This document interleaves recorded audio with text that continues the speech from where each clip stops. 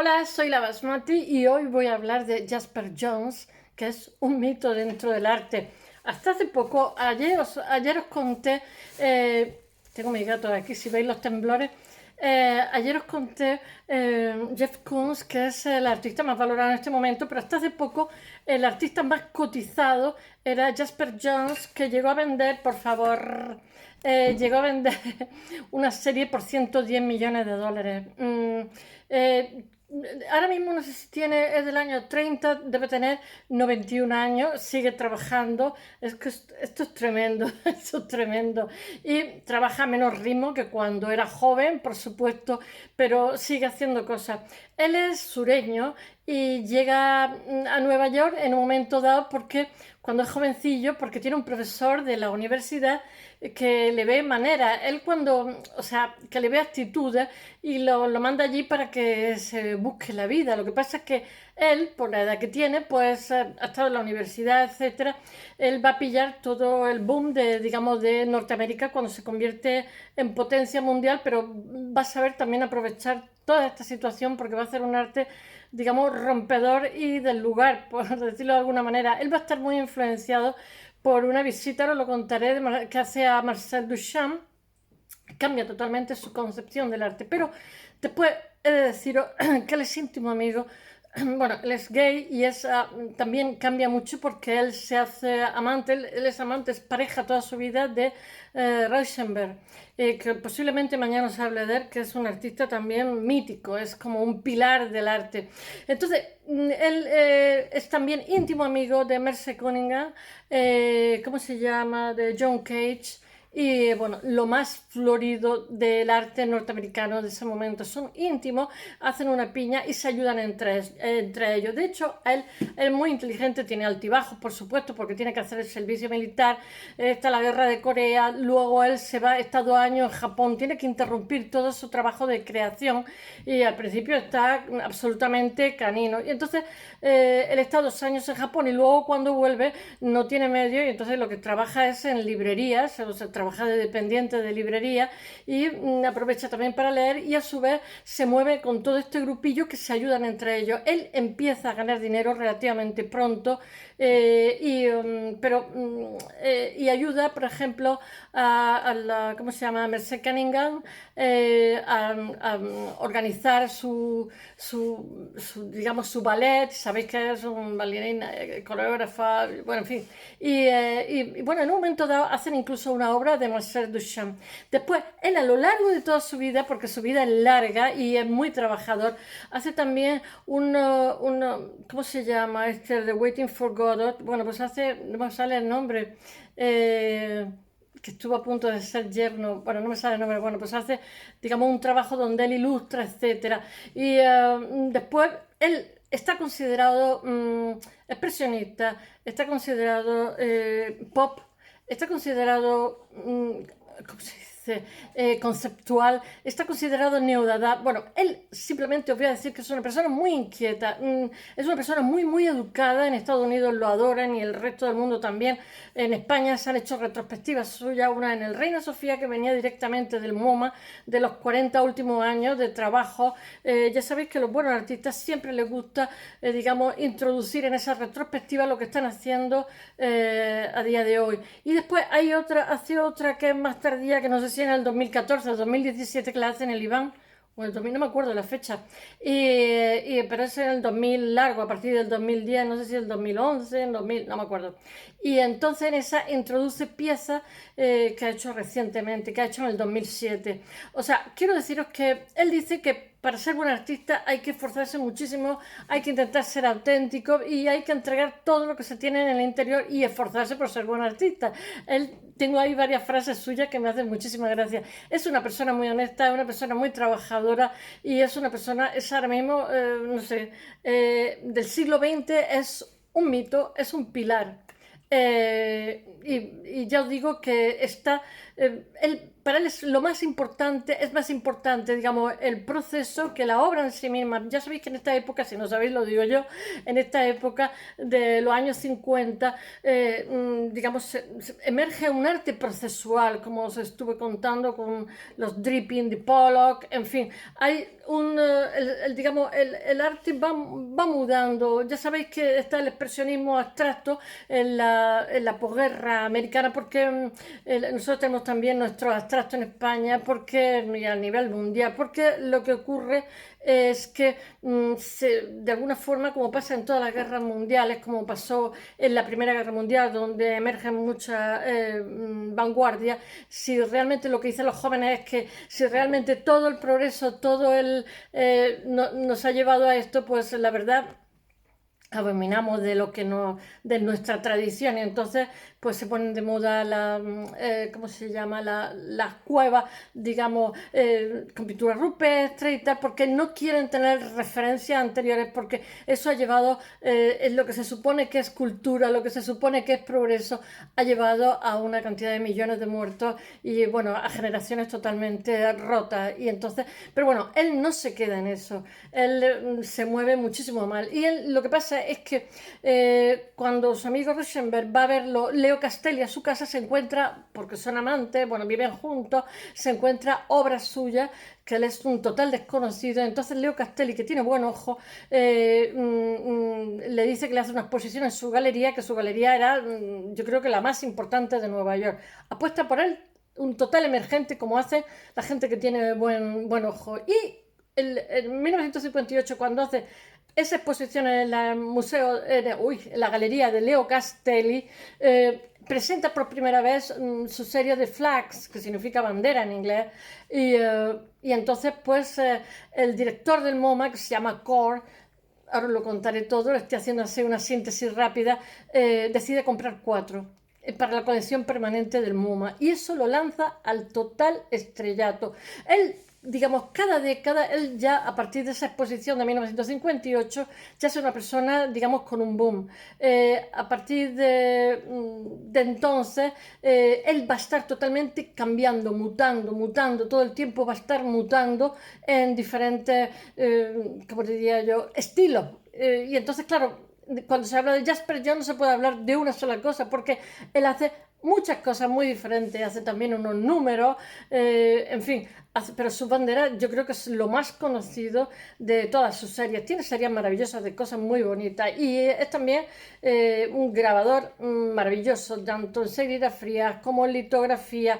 Hace también collage, y bueno, en las flags utiliza mucho encáustica. Quien no sepa lo que es la encáustica, yo me he hecho las mías en una determinada época.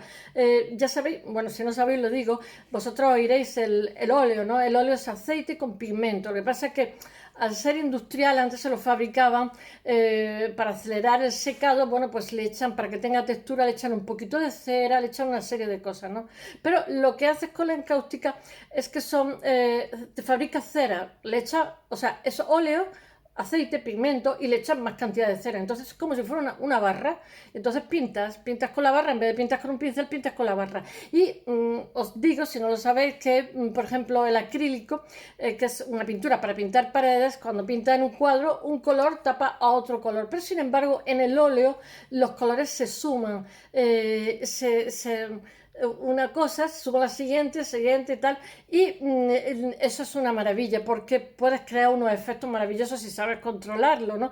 Y entonces lo que pasa es que pintas con las ceras y después coges un pequeño sopletito de estos de cocinar, no un soplete para las tuberías metálicas, que si no le haces un boquete, que es lo que yo hice, sino o bien utiliza, o sea, esos pequeños como encendedores que tienen una llama, que son muchas veces para caramelizar, que es lo que usaba yo, la natilla, o bien coge la plancha, que también se utiliza para las natillas, la calienta en el fuego, y ahí puedes controlar a qué zona le das calor y a qué zona no le das, porque no necesariamente tienes que darle. Bueno, él su bandera la hace así, pero a todo eso le añade, entonces coge con un trapo de lino y le, digamos, las pule, le da, ¿no? Y lo que hace también es que le añade yeso a sus pinturas. Él está continuamente, digamos, investigando fórmulas. De hecho, Cohen, que es un coleccionista como los Pinot, que son gente multimillonaria, Cohen es un apellido, digamos, aristocrático dentro de lo que son los judíos, en hebreo. Cohen, en español decimos Cohen, pero yo sé que en otro idioma se dice Cohen. Y bueno, pues Cohen le compra una serie de pruebas que tiene, son me parece 1200 o 1700 pruebas, y se le compra en privado, y los expertos calculan, se lo compra en el año 1992 por ahí, los expertos calculan que pagan 110 millones de dólares por esa cantidad de pruebas y tal que hace, por esa obra. Quiero deciros que tiene coleccionistas que cada vez siguen activos. Lo que pasa es que él mismo dice que ahora hace menos cantidad de obra que hacía hace años, porque está más viejito, pero que no deja de trabajar. Y estos coleccionistas, cada vez que sale obras suyas, que suelen salir 4 o 5 obras al año, las compran directamente, les gusten más, les gusten menos, porque saben que es una inversión segura, porque este señor se ha constituido en lo que en arte llamamos, se ha constituido en marca. O sea, es como cuando vosotros oís, yo llevo un Mercedes, no te están explicando si es un Mercedes más pequeño, más grande, es todoterreno. Ya se ha constituido en marca, es Jasper Jones, que era lo más transgresor del mundo mundial, de pronto ya es una marca consolidada, y entonces cualquier obra suya es una inversión, pero vamos, de las buenas. Y bueno, voy a contaros un poquito su vida y voy a contaros un poquito las series que hace. Si me paso del tiempo, pues cortaré, pero voy a intentar darme prisa. Él es un chico sureño y lleva una infancia horrorosa, porque, a ver si lo cuento de forma ordenada, porque sus padres se divorcian cuando él es pequeñito, entonces se va a vivir con la abuela, pero la abuela no sé si se muere o se pone enferma, entonces se va a vivir con la tía, luego se va a vivir con la madre, luego se va a vivir con otra tía. Bueno, una cosa de loco, al final de loco. Él dice, yo donde me crié no sabían lo que era el arte, ni les interesaba lo más mínimo. Bueno, todos lo crían con bastante afecto, con bastante cariño, pero tiene una infancia muy desarraigada de vivir de hogar en hogar. Él es un buen estudiante, siempre es como un niño aplicado, y él nunca tiene palabra de reproche hacia su pasado. Simplemente pues se da cuenta que sus ancestros pues han hecho lo que han podido con él para criarlo. Y bueno, vamos a ver si empezamos por el principio. Él es sureño y llega a Nueva York desde el sur. Él desde los 5 años está queriendo pintar. Él desde que es pequeñito hace cosas, pinta y tal. Y toda su familia, digamos, va estimulando a pesar de los divorcios y tal. Me imagino que la madre trabajaría, y con un niño muy pequeñito tampoco puede ausentarte todo el día. ¿Qué haces con el niño? Tiene que tenerlo la abuelita, alguien que no trabaje para que el niño se pueda criar. Después, cuando van a la escuela, son más mayorcitos, es más sencillo poder dejarlo en un lugar y que ellos tengan su llave, etcétera, etcétera. Pero me imagino que, digo yo, no sé, estoy especulando. Bueno, él llega a Nueva York, ha terminado la universidad, se ha graduado, y entonces hay un profesor que le ha dicho, por favor, vete allí, intenta abrirte camino como artista y tal, y él le hace caso, y al principio, como todo el mundo que intenta abrirse camino, pues lleva una trayectoria muy zigzagueante, porque no hay dinero, y él tampoco tiene un discurso propio, pero él, os puedo asegurar que él cambia totalmente, es uno de los pintores americanos más influyentes de la segunda mitad del siglo XX. Bueno, en 1930 nace en Augusta y crece en Allendale, no sé. No sé dónde está Allendale, no sé si era la casa de su abuela, la casa de su tía o la casa, porque tuvo 50 casas. La suerte que tuvo es que no fueron ni hogares de acogida, eran todos parientes, que su tía Gladys, yo qué sé, pues que entre todos pues criaron al niño con amor. Él nunca reprocha. Bueno, y él siente la vocación por la pintura desde muy pronto, de la primera infancia. Bueno, entre el 46, él estudia en diferentes sitios, entre el 46 y el 47, es que se me olvida que está allí la cámara, entre el 46 y el 47, primero estudia, no me acuerdo cómo se llama, en la Universidad de Carolina del Sur, ya os he dicho que es sureño. Y en el sur, no es por nada, Lola, pero en el sur están todos los artistas, en el sur de España, en el sur de Italia, en en el sur de Estados Unidos, los escritores, los pintores, yo no sé, quizás es que al ser menos industriales también se fomenta más la arte, la gente no se levanta a las 5 de la mañana para irse a la fábrica, son más pobres pero pueden especular sobre filosofía, no me hagáis caso que me lo acabo de inventar ahora, pero hay muchas casualidades con el sur, siempre los del norte dicen que ellos mantienen el país, sí, sí, bueno, no me hagáis caso si alguien del norte me está viendo, por favor, que es que ha pasado la medianoche y las cabezas se van. Bueno, en 1948 estudia en la Parsons School of Design de no me acuerdo dónde, de Nueva York, donde hace sus primeras exposiciones.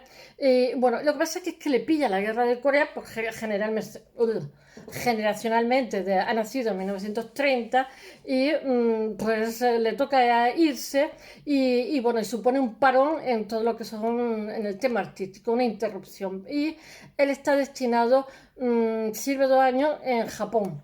Ya sabéis que Japón, después de la Segunda Guerra Mundial, está ocupado por el ejército de Estados Unidos no sé cuántos años, no muchísimos, pero unos cuantos bastante, por lo menos 10, porque eso los japoneses lo tienen como clavado. Pues tuve un amigo japonés, un amigo de mi hermano, y nos contaba, estuvimos ocupados por los americanos, y yo digo, bueno, hombre, eso fue hace ya mucho, sí, sí. Crecieron 10 centímetros más, porque introdujeron filete, leche, etcétera. Los americanos sabían que iban a hacer un milagro económico como los alemanes. Bueno, él está en Japón destinado 2 años y en 1952, de vuelta a Nueva York, realmente trabaja en, ¿cómo se dice? En librerías, diferentes librerías, pues de dependiente, no cree que trabaja simplemente para pagarse la comida. Bueno, él poco a poco se va introduciendo en los ambientes artísticos de Nueva York de esta época, que ya sabéis que en esta época ha cambiado, aparte de que está la Guerra Fría, el telón de acero, pero Estados Unidos es la primera potencia mundial y también pues a nivel artístico ha cambiado la capital de París a Nueva York y bueno, la ciudad, en la ciudad de Nueva York está la mitad. Nueva York ahora mismo es el todo, está la mitad con artistas como John Cage, ya sabéis, el mítico músico, o el coreógrafo Merce Cunningham, que influye muchísimo en su forma de percibir el arte. Todo esto van a ser realmente los que lo van a formar, porque venía con una formación artística de la universidad, pero era una formación estándar. Esto porque se mete, es listo y además él crece en poco tiempo, él tiene medios en poco tiempo. Y bueno, en particular con el pintor Robert Rauschenberg, que se va a convertir en su amante de por vida, o sea, años y años y años. Os cuento los cotilleos, pero es que sabéis lo que pasa, que este pintor es un pintor buenísimo y es más mayor que él y entonces le influye muchísimo en la forma de pintar, en la forma de percibir. Él tiene un cambio radical de las ideas que tiene cuando llega a Nueva York y después. Bueno, ellos son los mayores exponentes del expresionismo americano de los 50, pero todo esto va a cambiar en 2 días, se me clavan las gafas.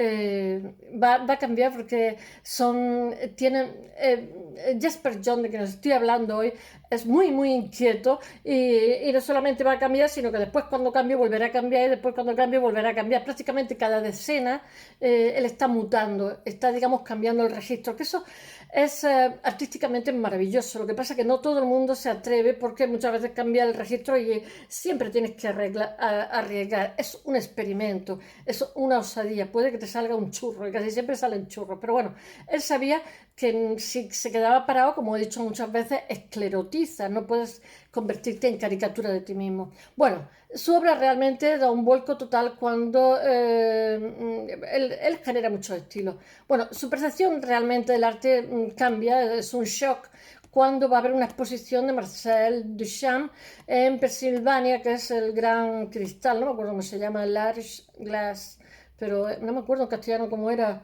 el Gran Cristal o el Gran Vidrio, no me acuerdo. Sé cuál es porque la he visto 1.000.000 de veces. En inglés de large glass, pero en el castellano distinto, el gran vidrio, creo que decir.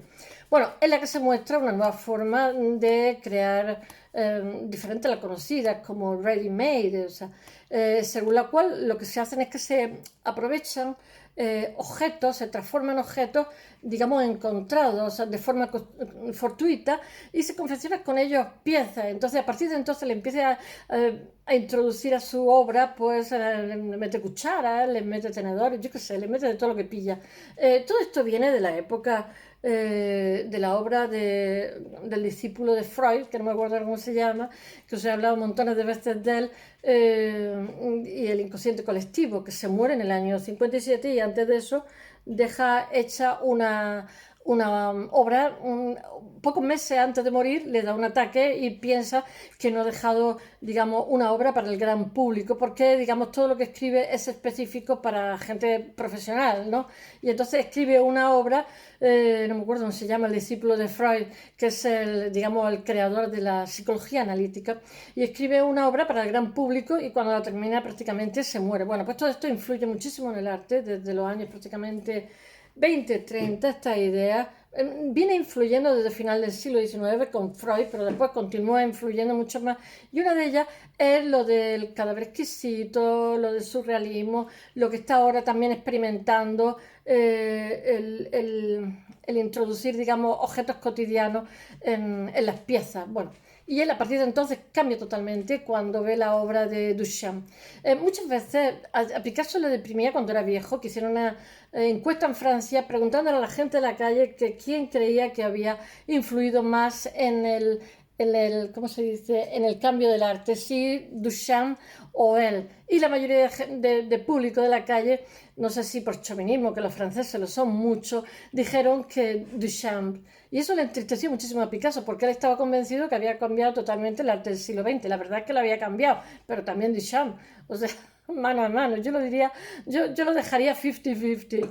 Bueno, a partir de este recurso, más adelante incorpora en sus cuadros diferentes objetos como reglas, cucharas, yo qué sé, diferentes cosas, perchas. Es que si vierais su obra, mañana la pondré en el blog. Como una parte más de la pintura. Entre 1954 y 1955 crea sus famosas flags, banderas, que influyen muchísimo. Él, cuando compra, el director del MoMA, cuando compra 4 banderas y lo consagra, la compra para incorporarla a la colección permanente. Él es el que se inventa el MoMA, el Museo de Arte Moderno de Nueva York. Entonces, cuando compra esta bandera, está un poco preocupado por si, digamos, los patriotas van a venir y van a destruir los cuadros, porque esto es un símbolo previo, esto existe antes de que se haya confeccionado el cuadro, ¿no? Y bueno, y estas banderas que él pinta, que después ha hecho montones de diferentes formas de banderas de Estados Unidos, influyen muchísimo en la iconografía norteamericana del siglo XX. Las flags, las target, y tiene otra obra que no me acuerdo cómo se llama, los numbers, que son números, y él escapa al expresionismo abstracto y el expresionismo va poco a poco creando un discurso propio y cambiando el registro. Todo esto es parte de su primera exposición en solitario que hace la galería de Leo Castelli, porque Leo Castelli, como he dicho, va a casa de Rauschenberg, que él expone cosas de Rauschenberg, se queda con la boca abierta de ver lo que está haciendo esto con la cera encáustica y con los trapos de lino que después le da como brillo y creo que le echa también un poco de yeso. Él utiliza diferentes fórmulas. Él utiliza también, ¿cómo se llama? Collage, en fin, va rodando registros. Bueno, ¿qué puedo deciros? Que estas banderas son creadas con la técnica de la cáustica y que son aplicadas como pintura pulida, con un trapo de lino. Después le da como brillo a la cera. Por lo visto no la quema, ¿no? O sea, le da cera y luego le da brillo con un trapo de lino. Así que con la cáustica se puede hacer mucho. Yo la quemaba, que es mucho más bonito, más interesante. Bueno, y estas banderas realmente suponen toda una revolución por su aparente simplicidad y por su fuerza. Tal es el impacto que el Museo de Arte Moderno de Nueva York compra 4 piezas para exponerlas en su sala y este señor me parece que se llama Core. Y bueno, Jasper John da un paso gigante en la incorporación de lo cotidiano a la imaginería norteamericana. Y bueno, las imágenes de las cosas, él dice, tengo que leerlo, las imágenes de las cosas que la mente conoce. No, las imágenes son las cosas que la mente conoce. Bueno, más interesado en el proceso creador que en la obra, como os he dicho, más en el arte procesual, porque después todo esto empieza a cambiar en los 50 y en los 60 también cambia con el concepto de entorno, que es un concepto sociológico, con los performance, con los happening, con las instalaciones, cambia totalmente, o sea, ya no miras el arte, tú estás dentro de la pieza. Bueno, Jones no se conforma. Me he acordado que su casa la diseña Philip Johnson, porque él está viviendo, hasta el 2012 está viviendo en una casa de los años 30 muy antigua en un momento, y tiene mucho dinero, pero él le daba igual. Y en un momento dado, Philip Johnson le diseña una casa preciosa y se va a vivir un sitio con un trozo de terreno grande. Bueno, él no tiene una sola técnica, lleva a cabo muchos de sus trabajos, tanto con el grabado como con la serigrafía o la litografía. Él está continuamente cambiando, incorporando cosas nuevas.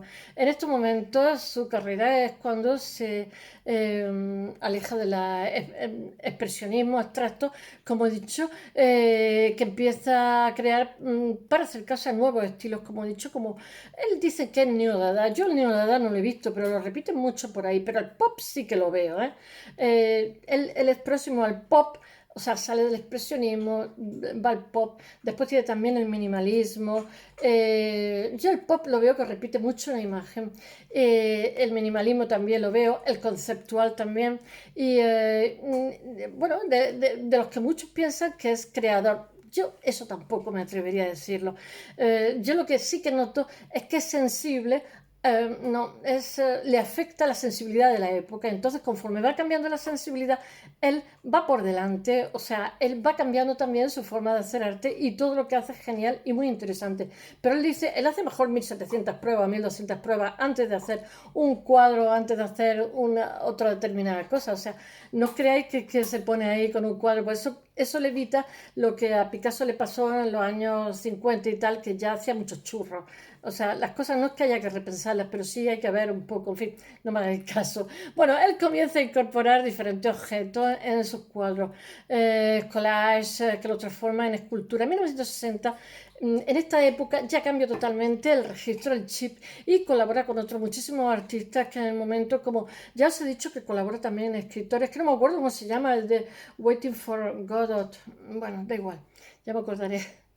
Bueno, él colabora con Andy Warhol, pero es la diferencia, por ejemplo, él es popero en estos momentos, pero a diferencia de Andy Warhol se basa mucho, como diría yo, en Marilyn Monroe, en la Coca-Cola, en la gente famosa y tal. Él no. Él hace un pop totalmente diferente, alejado, digamos, de esa locura de los medios, ¿no? Él colabora con Robert Morris, con Bruce Nauman, que el otro día os estuve hablando de él, y ayuda a dar un gran impulso a la carrera. Es que Bruce Nauman es otro pilar del arte, no solamente norteamericano, sino a nivel mundial. Bruce Nauman es todo. A mí me gusta muchísimo. Y él continúa su investigación y su aprendizaje en el mundo del arte porque él va conociendo nuevos puntos de vista. Os he dicho, él va siempre por delante, pero él se deja hacer, digamos, por la sensibilidad de la época. Él va haciendo nuevos trabajos como ilustraciones del libro ¿cómo se llama? Fran O'Hara, en Memory of My Feeling. Después, en 1964, Jasper Johns realiza uno de los grabados más famosos que se llama Alecans, que son dos botes de cerveza que los ha hecho ya en cobre, pero después hace dos grabados que son muy bonitos y además están en la historia del arte, que anteriormente lo había creado en escultura, bronze, en 1960. Y indaga las diferentes formas de ver un objeto a través de diferentes disciplinas, ya sea el grabado, la escultura, etc. Él está todo el rato experimentando, incluso con la fotografía, eso me encanta. En 1970 cambia otra vez el registro y para algunos es una época que es como más autobiográfica, se aleja muchísimo de su primera época en el que él hace como un homenaje a Cézanne, yo qué sé, a los pintores. Ahora está más autobiográfico, es mucho más mayor, ha nacido en los 30 y en los 70 pues tiene como 40. Sí. Porque yo pienso que a partir de de los 40 hay como una crisis personal. Bueno, no me hagáis caso tampoco, porque es como que empieza a ver que somos fungibles, que morimos. Y entonces, en esta época está bastante alejado de sus trabajos iniciales, que ha homenajeado pues a Picasso, a Cézanne, como os he dicho, que están llenos de colores primarios y tal. Él le encanta el gris. Ya sabéis que nosotros cuando pintamos solemos poner gris en la parte de abajo, no necesariamente hay que poner gris, se puede también poner, yo por ejemplo cuando iba a los concursos rápidos, como había poco tiempo, lo que hacía, pues como el paisaje que estaba haciendo era tierra, pues le hacía un tierra siena tostada en vez de poner un gris para que no se me apagara, pero normalmente se hace una grisalla para que no vibren los colores que vas a poner, y esto es como una veladura que das antes de echar los colores para que se unifique todo. Y bueno, él el gris le encanta. Pero sin embargo, cuando ha empezado su carrera, lo ha hecho con los colores primarios, homenajeando a Picasso, a Cézanne, etc. Y ahora, sin embargo, es distinto. Ahora tiene obras que se llaman Saint, que es de 1973-74, o Weeping Woman, que es de 1975, que son obras formadas por varios paneles a modo de trípticos. Y es una época totalmente diferente que le obsesiona muchísimo la repetición. Eso lo veo muy pop de las imágenes, que en diferentes técnicas, que su amigo John Cage le ha dicho que pruebe a hacer esas series con lo mismo pero con diferentes técnicas, porque dice que si hace más de una cosa a la vez pueden mejorar los resultados, y se trata de buscar la diferencia dentro de las semejanzas, por decirlo de alguna forma. Que no sé cómo explicaros, y el resultado, pero de todas formas los poperos son muy de repetir, repetir, bueno, y el resultado final de las diferentes representaciones, bueno, la Whitney Museum of American Art en Nueva York le hace una retrospectiva de estos cuadros y lo convierte en protagonista de varias exposiciones europeas, como por ejemplo, porque normalmente, ¿sabéis lo que pasa? Cuando se hace una gran retrospectiva en un museo de este tipo o en el MoMA, enseguida los museos europeos quieren, entonces la Kunst, no sé qué, de Basilea, o sea, hay como toda una ruta de museos que se apuntan a que, y entonces es como los artistas cuando van de gira, ¿no? Pues cuando se hace una retrospectiva de esta de alguien que está ya muy consagrado a nivel nacional e internacional, normalmente sigue una gira por un montón de países del mundo. Y entonces va a la Bienal de Venecia 1978 o a la exposición sobre su obra gráfica en el Kunstmuseum, que es lo que he dicho, de museo de Basilea, entre otros. Y vuelve a generar una nueva vía dentro del arte, porque os he dicho que está todo el rato cambiando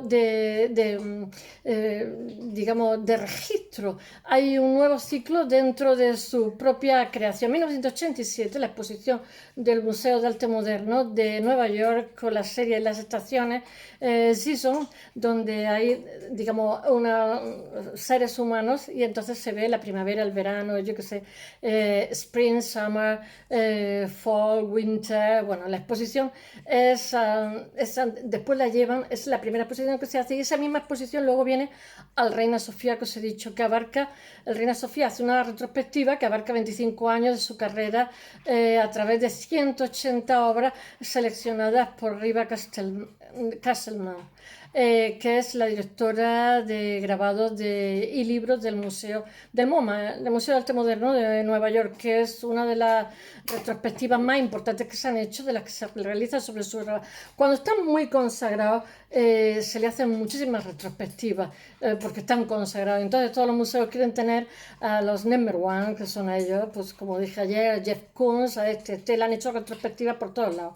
Y bueno, los trabajos empiezan a subastarse a precios increíbles, alucinantes, convirtiéndose en ese momento en el artista más cotizado. Para que una serie alcance por los Cohen 110 millones de dólares, es un artista vivo todavía, pero él no deja nunca de crear. Él no le gusta, como diría yo, porque por ejemplo Jeff Koons, que lo hablé ayer, es mucho más mediático, está mucho más en la prensa, contrata, ¿cómo diría yo?, publicidad para que lo publiciten, etcétera. Una agencia de publicidad, él es totalmente muy privado, muy reservado, en fin, va a sus exposiciones y tal, pero si no es por eso, su vida pública se reduce a eso. Bueno, y él lo que pasa es que casi cada 10 años está cambiando, experimentando y no abandona tampoco nunca su amor por el gris, como he dicho, como se demuestra en la obra Bridge de 1997 y Catenary, Call to the Grave en 1998 y Near to the Lagoon, tengo que mirar la fecha porque no me la sé, 2003. Y cuadros que cuelgan de una cuerda sobre una superficie absolutamente gris. En 2011 su obra regresa de nuevo a España gracias a una nueva exposición retrospectiva organizada por el Instituto Valenciano de Arte Moderno. No sé si está el Come Barañano en esa época, que le gusta mucho. Y bueno, que cuenta con una escultura creada por Jones en 2007, como os he dicho antes, para el público. Entonces, por primera vez, bueno, él dice que se ve allí por primera vez. Él dice, para ser un artista, con esto termino, hay que entregarlo todo, incluido el deseo de ser un buen artista. Y bueno, él influye muchísimo, no solamente es un pilar del arte del siglo XX de Estados Unidos y del resto del mundo, pero su poder, su gran poder, no es tanto el que se cotice, el que se venda así, sino fue de los primeros artistas que tuvimos que estudiar cuando llegué a arte. Influye muchísimo su trayectoria en las generaciones siguientes, y porque es una persona quieta que está continuamente experimentando con su propio estilo para dar lugar a otro. Influye en generaciones posteriores, siendo además uno de los artistas cuyas obras han sido las más cotizadas y han alcanzado precios elevados. Aún hoy, a los 91 años, él sigue trabajando, sigue exponiendo y sigue en activo. Me parece que en el 2014 se hizo una exposición en Nueva York. Después no tengo más noticias. Mis fuentes han sido, como he dicho, cuando tengo que hacer a alguien de Estados Unidos, lo que hago es buscar en inglés, porque hay muchísima información, cosa que mejor en castellano y así en inglés hay bastante. Pero he utilizado también Elena Cue, Alejandra de Argo, y he utilizado información en inglés tomada directamente. Espero que os haya gustado. Mañana espero volver con Rauschenberg.